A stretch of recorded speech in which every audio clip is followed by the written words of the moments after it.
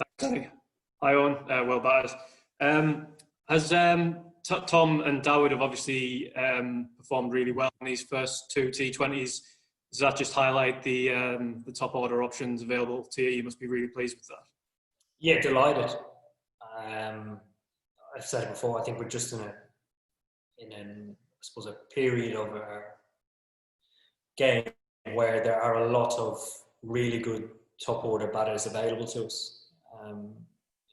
I don't know why that is. I know a lot of guys who tend to score the majority of their runs for their county bat at the top of the order in the top 3 or 4, so that might be the case. But it's great to see those two coming in and score runs. Obviously, Tom more so the other day, the way he played is the way that we see him in a Somerset shirt, which is awesome. And David's just continued to score runs at a rate. So his start to his international career is unlike many others. So I meant to ask you this the other day, actually. Now that the T20 World Cup is in India, Australia, does that affect your thinking going ahead? Yeah, I think it does. I think certainly one area of our game where we're lucky is having Ben and Moeen in and around our strongest 11. So your all-rounder is a seamer and a spinner. If only one of those to play in a side in India, majority of the time, I think it will have to be potentially a seamer. I'm not sure you can get away against certain teams with a spinner, and likewise other teams you need a seaming all round. Thanks. Cheers, Dave. Okay, Lawrence, please. Hi, Eoin. Do you feel, in terms of your own batting, that you're hitting the ball as sweetly as you ever have done? Yeah, definitely. And the numbers definitely back that up. Even before the series started, certainly within T20 cricket, the last 2 years of international cricket and some domestic are my best numbers to date, which is great because if I can combine that, well, a little bit of that, not always going to perform like I have done, but a little bit of that with experience, I think that'll go a long way. Certainly when I'm moving up and down the order, say between 4 and 6, to try and win a game. So yeah, it's nice that I'm feeling good, but it's actually replicated in the numbers as well. Put that down to anything in particular? Is it your experience just getting wiser with age? Yeah, I think a little bit of both. I think experience and confidence, and actually the roles that I play I'm more comfortable with. I think before I became captain, jumping up and down the order, I didn't feel that comfortable with. But now that it's my decision, I feel more at ease. Say if I was slipping down to 6 and Butler stuff ahead of me, I'd feel more comfortable with that than I probably would beforehand. Thank you. George, please. Okay, well played. Given how many options you have at the top of the order, does it make you think that Joss might be ideal in that sort of floating finishing role where it would appear there are slightly fewer options? Yeah, there are definitely fewer options.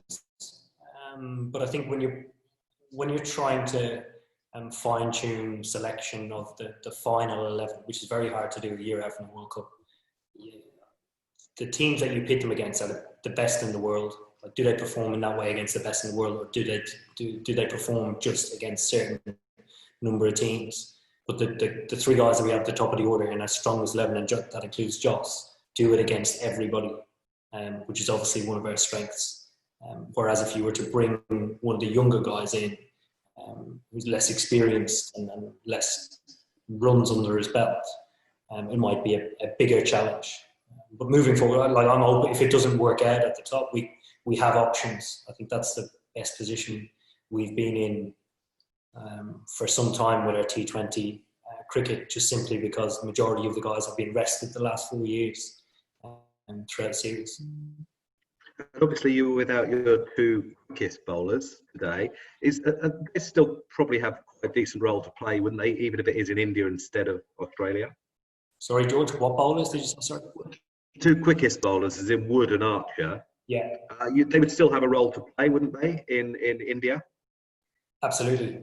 I think it emphasises more so on the really flat, slow wickets. You know, if you have that extra bit of pace, you still can skid through somebody and maybe bowl a wide Yorker, or hit the stumps and get a wicket. But when you're a little bit slower, that pace isn't there.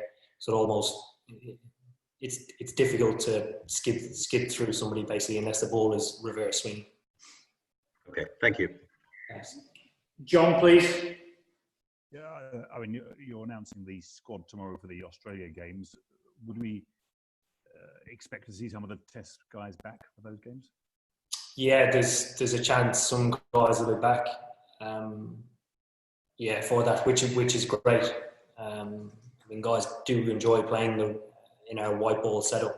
So the fact that some of them want to come back and play, I think is great, particularly after being in the bubble or the biosecure environment for so long. Has Joe got a chance? Joe Root got a chance? Or I'm not asking you to sort of preempt the squad. This evening. You haven't, but he got some runs today. He's back playing T20, isn't he, for Yorkshire? So Yeah. Keen to be involved. Okay, thanks. Cheers. Thanks. Okay, Tim Wigmore, and then we'll finish with George. Last one. Go ahead, Tim. Hi, Eoin. The innings from Dawid, probably not the most familiar position for him coming in after the power play with spin on. So how impressed were you with that? And although he's done very well opening, realistically, for him to be in your sort of squad going forward, does he have to be able to adapt to batting at 3 or 4? I think realistically in a squad, for your spare batters, you need a top 3 position covered, and then your other batter is an all-rounder, and that might be a spinning all-rounder, a seaming all-rounder. So that obviously presents a challenge itself. But the options we have, obviously, with Joss at the top of the order at the moment, is to alternate and play around if need be, if that formula doesn't work, which brings top order guys back into the front.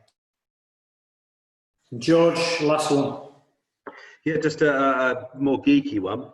Is there anything that you've been doing personally on your batting, technically, that's helped you enjoy this run of particularly good form? Nothing out of the ordinary that I haven't been doing already, George. No, it's very boring. Yeah, sorry. Right. Is it confidence in part? Yeah, I think just being, like I mentioned earlier, being comfortable in the role that I'm in, also accepting the different parts of our journey that we are on at the moment, with one team and the other trying to grow and learn and build strength and depth.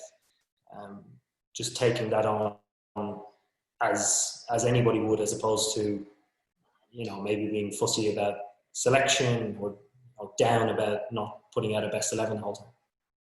Okay, brilliant. Thank you. Thank you, everyone. Cheers. Cheers, guys. Thank you very much.